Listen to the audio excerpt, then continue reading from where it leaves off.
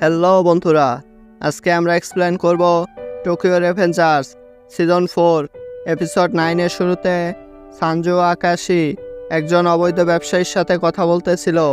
সানজু রেগে যায়, যার ফলে ডিলটি সম্পূর্ণ হয় না। ডিলটি ছিল মেয়ে পাচারের। রাতে ড্রাকেন তাকিমিচিকে নিয়ে ব্রাহ্মণের গোপন আস্তানায় যায়, যার আশেপাশে অনেক ক্যামেরা ছিল।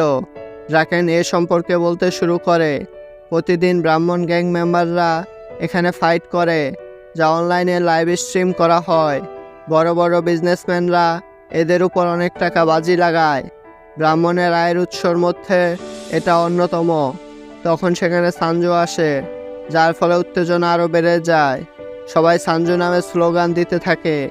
সানজু ফাইটিং ম্যাচ থামিয়ে দেয়, কারণ সে কিছু কথা বলবে। সানজু বলে, ব্রাহ্মণের নতুন মেম্বার তাকিমিচি সামনে আসো। তাকিমিচি সামনে আসে আর তাকে ব্রাহ্মণের ড্রেস পরিয়ে দেওয়া হয়। এই দৃশ্যটা সত্যি অসাধারণ লাগবে যখন এটা এনিমিতে দেখানো হবে। সানজু ঘোষণা দেয়, 14 জুলাই ব্রাহ্মণ রকুহারা টেন্ডাই ও কান্তমাঞ্জির মধ্যে ফাইট হবে। সবাইকে প্রস্তুত থাকার জন্য বলা হয়। রাতে তাকিমিচি তার বিছানায় বসে ব্রাহ্মণের ড্রেস দেখতেছিল আর সানজুর বিষয়ে ভাবতেছিল যে তার পরবর্তী সিদ্ধান্ত কি হতে পারে।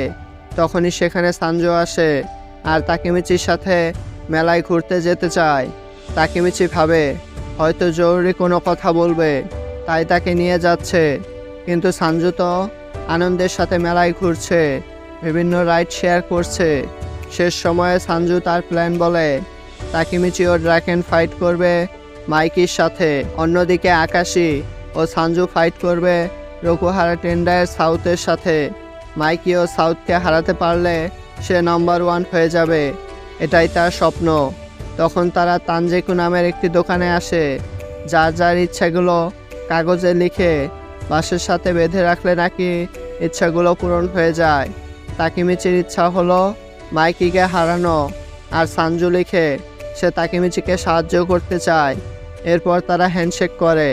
তাকিমিচি আবার ওই ভীষণ দেখতে পায় যেখানে সানজু মারা যাচ্ছে, যার ফলে তাকিমিচি আরও বেশি চিন্তিত হয়ে যায়। অন্যদিকে ইনুপি ড্রাকেনের কাছে গিয়ে বলে, রকুহারা টেন্ডাইয়ের কিছু মেম্বার তাকিমিচিকে মারার জন্য তার দিকে যাচ্ছে। ড্রাকেন তাদের ঠিকানা নিয়ে সাথে সাথে বেরিয়ে যায়। বাইরে বৃষ্টি শুরু হয়, যার ফলে তাকিমিচি আর সানজু একটি কফি শপে আশ্রয় নেয়। তাকিমিচি এখন ওই ভীষণ সম্পর্কে ভাবতেছিল। সানজু বলে, আমি ওয়াশরুমে যাচ্ছি।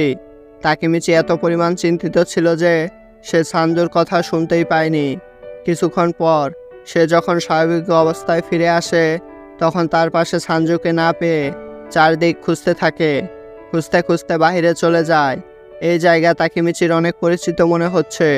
তখন তার মনে পড়ে এই জায়গায় সে তার ভীষণ দেখতে পেয়েছিল, যেখানে সানজুর মৃত্যু হয়।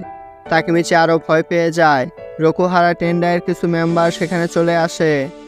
একটি ছেলে বলে, এ কাজের জন্য আমাদের সাউথের অনুমতি আনার প্রয়োজন ছিল।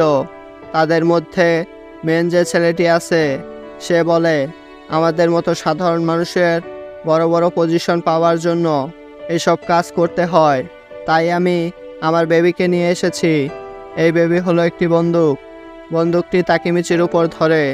তখনই সানজু দৌড়ে আসতে থাকে তাকিমিচিকে বাঁচানোর জন্য।